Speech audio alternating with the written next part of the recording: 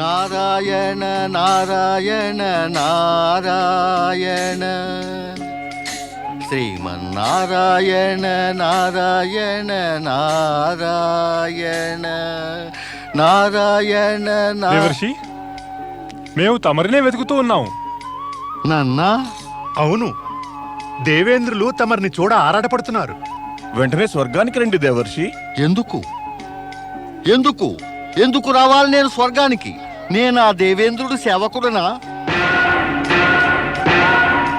నేను నా ఇష్టం వచ్చినట్టు చేస్తాను. నారాయణ నారాయణ.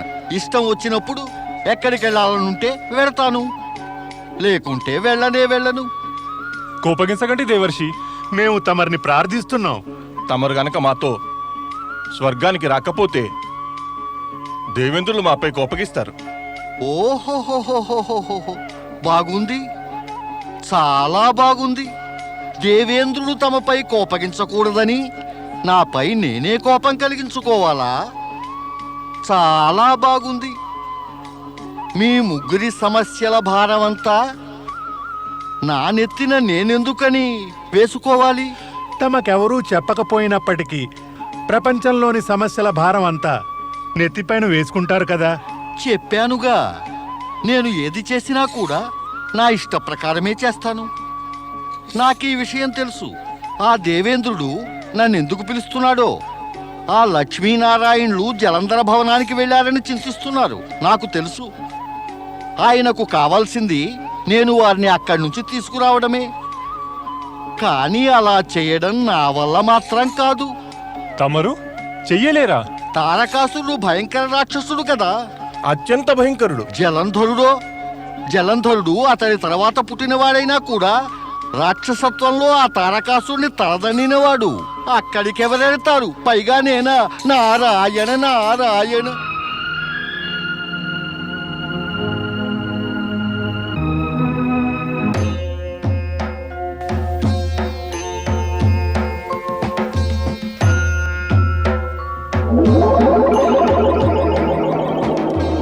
నారదా! నారాయణ నారాయణ నారాయణ స్వామి నారాయణ నారాయణ నారాయణ. నారదా! నారదా! పరమేశ, ఆజ్ఞాపించండి పరమేశ. జగతిలో అసురరాజు జలంధరుడు ఉండడం అనేది జగత్తుకి హితం కలిగించదు. అందువల్ల అతడి వినాశానికై శక్తి స్వరూపిణి పార్వతి క్రోధాన్ని నీవు మేల్కొల్పాలి. జాగృతం చెయ్యవలసిందే. ఈ పని నిర్వర్తించడానికి కేవలం నీవే సమర్థుడవు, యోగ్యుడవు. అందుచేత జలంధరుని వద్దకు వెళ్ళి నీ చాకచక్యాన్ని ఉపయోగించు. చాకచక్యం ఉపయోగించాలా? నీకు మంగళమగుగాక. పరమేశ, చాకచక్యాన్ని ఉపయోగించాలి. లక్ష్మీనారాయణ నారాయణ నారాయణ. ఓం నమః శివాయ. ఓం నమః శివాయ. ఓం నమః శివాయ. ఓం నమః శివాయ. ఓం నమః శివాయ. ఓం నమః శివాయ.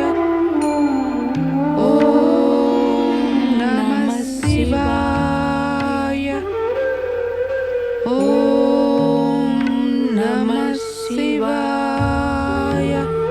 ఓం నమః శివాయ.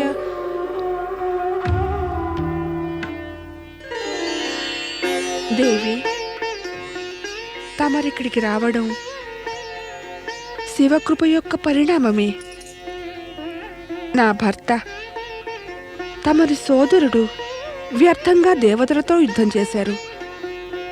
భూలోకంలో ఇంత పెద్ద సామ్రాజ్యంపై ఆధిపత్యం పొందిన పిమ్మట కూడా స్వర్గంపై ఆధిపత్యం పొందవలసిన అవసరమే లేదనిపిస్తోంది.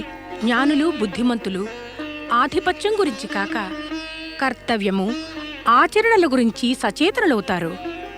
నీ భర్త నా సోదరుడు అయిన మహాబలి జలంధరుడు వీటన్నిటినీ మించి తన పరాక్రమంతో సామ్రాజ్యం సాధించాడు.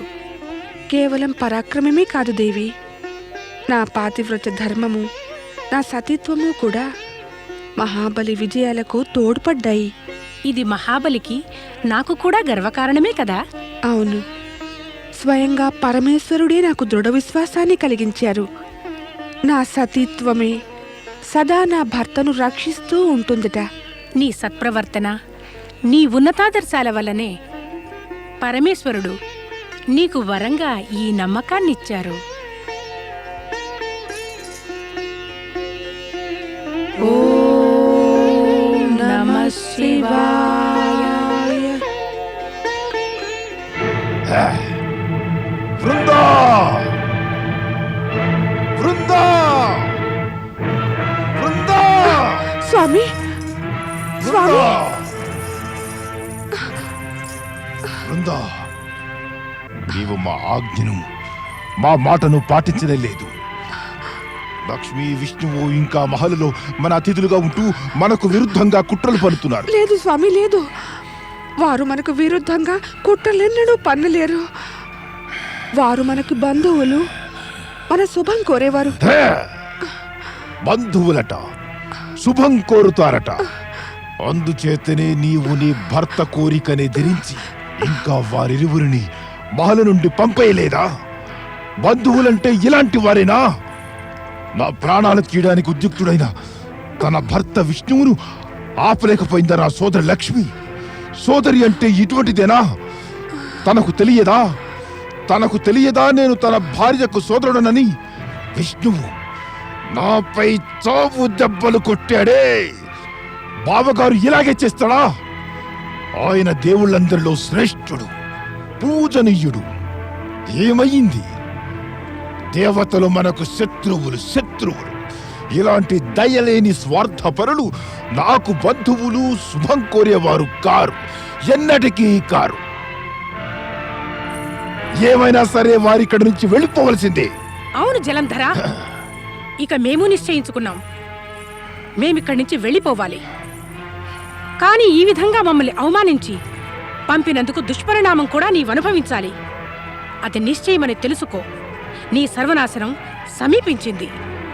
నీవు స్వయంగా మమ్మల్ని ఇక్కడికి ఆహ్వానించావు, కానీ అవమానించి మమ్మల్ని వెళ్ళగొట్టి పంపించి వేస్తున్నావు. బుద్ధి నిలకడ లేనివారు జీవితంలో నిలకడ సాధించలేరు.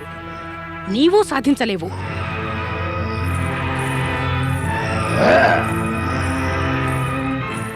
ఇక ఇక్కడి నుంచి వెడదాం స్వామి. నీవెలా అంటే అలాగే. అతిథులకు అవమానం మహాపాపం స్వామి. అతిథులను అవమానించి తమరు మహాపాపం అనుభవిస్తారు.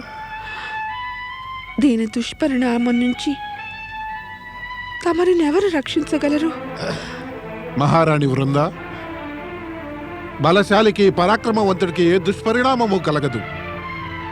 తనను తాను రక్షించుకోవటంలో తనకు తానే సాటి. గురువర్య, ఇలలో ఏ బలశాలి పరాక్రమవంతుడైనా ప్రకృతి నియమాలు, విధి విధానం కన్నా ఎక్కువ బలశాలి కాలేడు. నీతికి విరుద్ధంగా ప్రవర్తిస్తే పరిణామాలకు ఎవరైనా సరే గురికాక తప్పదు. బృందా, ఆ విధి విధానాన్ని నీ కొంగున కట్టిపడై, అదింకా జారిపోకూడదు. నాకెంతో సంతోషంగా ఉంది మహాబలి జలంధర, సంతోషంగా ఉంది. నీవు పంట కింద రాయి వస్తే తీసి పారవేశావు. ఇక నీవు స్వర్గంపై ఆక్రమణ చేయటానికి సన్నాహాలు చేయి మహాబలి.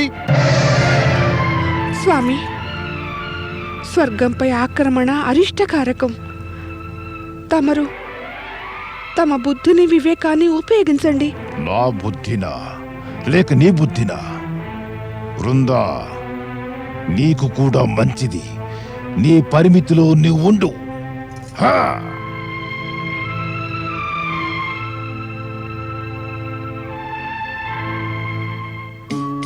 నారాయణ నారాయణ. ఆ పరమేశ్వరుడు నన్ను ఎటువంటి కార్యానికి నియోగించాడో కదా. మాత పార్వతి మదిలో క్రోధాగ్నిని రగులుకొల్పాలి. అది చాకచక్యంతో. అది ఎలా సాధ్యం? ఎలాంటి చాకచక్యంతో? మాత పార్వతి క్రోధాగ్ని ఉత్పన్నమైతే నన్ను నా చాకచక్యాన్ని కాల్చివేస్తుందేమో. వద్దు వద్దు, నా చాకచక్యాన్ని నాకన్నా తక్కువ చాకచక్యం గల వారి మీదనే ప్రయోగిస్తాను, ఎక్కువ వారి మీద కాదు. కానీ పరమేశ్వరుడు నాకు హితం కలిగించని కార్యాన్ని ఎన్నడూ ఒప్పగించరు. నేను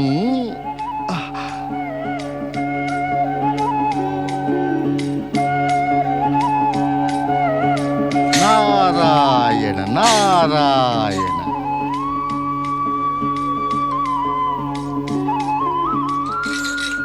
జయ జయ లక్ష్మీనారాయణ. ఇదేమిటి ప్రభు, మీరిద్దరూ మహాబలి జలంధరునికి అతిథులు కదా, ఇంత త్వరగా తిరిగేలా వచ్చారు? తిరిగి రావడం కాదు, వెళ్ళగొట్టేశారనాలి. సోదరి ఇంటి నుంచి సోదరుడు తిరిగి వస్తాడు, కానీ సోదరుడి ఇంటి నుంచి సోదరిని వెళ్ళగొట్టారని వినడానికి విచారంగా ఉంది. అంటే తమో గుణం పెరిగిపోతోందన్నమాట. అవును నారదా, అదే జరిగింది. జలంధరుడు మమ్మల్ని ఘోరంగా అవమానించాడు. అతడికి సర్వనాశనం తప్పదు. అవును మాత, పూజ్యులు ఆదరణీయులు ఇలా సత్పురుషులను అవమానించేవాడు మృత్యువుకు ముందరే మృత్యువు వల్ల అవమానం పొందుతాడు. అతడెంత అవమానితుడవుతాడంటే మృత్యువుకు ముందరే అతడికి మృత్యువు ప్రాప్తిస్తుంది. సర్వనాశనం కలుగుతుంది అతడికి. మాత, తమరి ఉద్వేగాన్ని నేను నా మాటలతో వెల్లడిస్తున్నాను. మీరిరువురిని ఇక్కడ చూసి నేను ప్రసన్నున్నయ్యాను. తమరిని దర్శించడంతో నా సమస్యకు పరిష్కారం లభించింది. అదెలా నారదా? అదంతే ప్రభు, పరమేశ్వరుడు నన్ను ఒక కార్యాన్ని పూర్తి చేయమని ఆదేశించారు. తమరిరువురిని దర్శించే ముందు కార్యం ఎలా పూర్తవుతుందా అనే సందిగ్ధంలో పడ్డాను.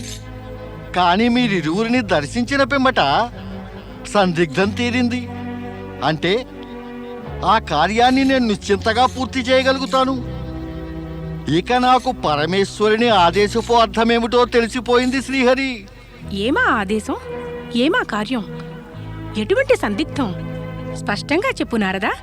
మాత, ఈ జగత్తులో మనస్సు వాక్కు స్పష్టమై తక్కినవన్నీ అస్పష్టంగా ఉన్నా సరే ఈ ప్రపంచంలోని వారందరూ సుఖంగా ఉండగలరు. నారదా, నీవు మళ్ళీ మాటల మాయాజాలం పన్నడం ఆరంభించావు. నేనడుగుతున్నదేమిటి, దానికి నీ సమాధానాలేమిటి? మాత, తమరి ప్రశ్నలకు సమాధానం ఇవ్వగల సామర్థ్యం నాకు లేదు. అది శ్రీ మహావిష్ణువే చేయగలరు. నారాయణ నారాయణ. అరే, నారదుడేమీ చెప్పకుండానే అదృశ్యుడయ్యాడే. వైకుంఠం వెళదాం, అక్కడ నీకు అన్ని విషయాలు తెలుస్తాయి. మహాబలి జలంధరుడికి జై! మహాబలి జలంధరునికి జై! మహాబలి జలంధరునికి జై! అసురాధినాయకుడు మహాబలి జలంధరునికి జై! సామ్రాట్టులలో సామ్రాట్టు మహాబలి జలంధరునికి జై! సేనాపతి, ఆజ్ఞాపించండి మహాబలి. సైన్యాన్ని సిద్ధం చెయ్యి. మనం వెంటనే స్వర్గంపై ఆక్రమణ చేద్దాం. తమరి ఆజ్ఞను పాటిస్తాను మహాబలి. నారాయణ నారాయణ. ఓ మహాబలి జలంధర, స్వర్గంపై విజయం పొందటానికి సన్నాహాలు చేస్తున్నారే. ఏం, మేము స్వర్గాన్ని జయించలేమా? నారాయణ నారాయణ. మహాబలి, తమరి ప్రశ్న ఎంతో సరళమైంది, కానీ నా ప్రశ్న ఆశ్చర్యంలో మునిగి ఉంది. ఇప్పటిదాకా తమరు స్వర్గంపై విజయం పొందలేదేమా అని. గురువు ఆజ్ఞను ఆలస్యంగా ఇచ్చారు నారదా. గురువా? ఈ గురువెవరు? నీవు మా గురువునే ఎరుగవా? గురు శుక్రాచార్యులు. ఆహాహాహాహా, గురు శుక్రాచార్యులా? అయితే మహాబలి, తమరాయనని ఆదరపూర్వకంగా గురుదేవులని అనరెందుకని? హే! లేదు, ఈ దేవి దేవతలు మా కంటికి చూడటానికి ఎలాగూ బాగుండరు, పేరు పలకడానికి మా నోటికి బాగుండదు. ఈ దేవి దేవతల ఉచ్చారణే అస్వస్థత కలిగిస్తుంది. నారాయణ నారాయణ. అయినా మహాబలి, గురువుకి తగిన గౌరవం అవసరమే కదా. తమరు గురువర్యులని అనవచ్చు కదా. వరుడంటే మరింత ప్రమాదకరం నారదా. నారాయణ నారాయణ. ఇందులో ప్రమాదమేమిటి? వరుడిలో ఈ ప్రవేశిస్తేనో ఈ ఈ ఈ ఈ ఎక్కడిది మహాబలి? అదే మానవులకు దేవతలకు ఉండే ఈ దాన్ని ఈశ్వరుడు అంటారుగా. శవంలో గనక ఈ ప్రవేశించిందంటే అది శివం అయిపోతుంది. వరుడిలో దూరి వీరుడైపోతేనో గురు వరుడు నుంచి వీరుడైపోతాడు. మరి ఒకే స్థానంలో ఇద్దరు వీరులు ఎలా ఉండగలరు? వీర జలంధరుడేమో గురువీర శుక్రాచార్యుణ్ణి తన మార్గం నుంచి ఎలాగో తొలగిస్తాడు. అవును నారదా, అకారణంగా గురువు ప్రాణాలు తీయడం కంటే ఉచితమేమిటంటే ఆయన్ను కేవలం గురువు అంటే సరిపోతుంది. ఆహాహాహాహా, బాగుంది, చాలా బాగుంది, ఎంతో బాగుంది. మహాబలి జలంధర, తమరు కేవలం మహాబలియే కాదు, మహాజ్ఞానులు కూడా. తమరు పుట్టిన ఈ భూమి ఎంతో ధన్యమైంది. స్వర్గము ఆకాశము కూడా మా వల్ల ధన్యమైపోతాయి.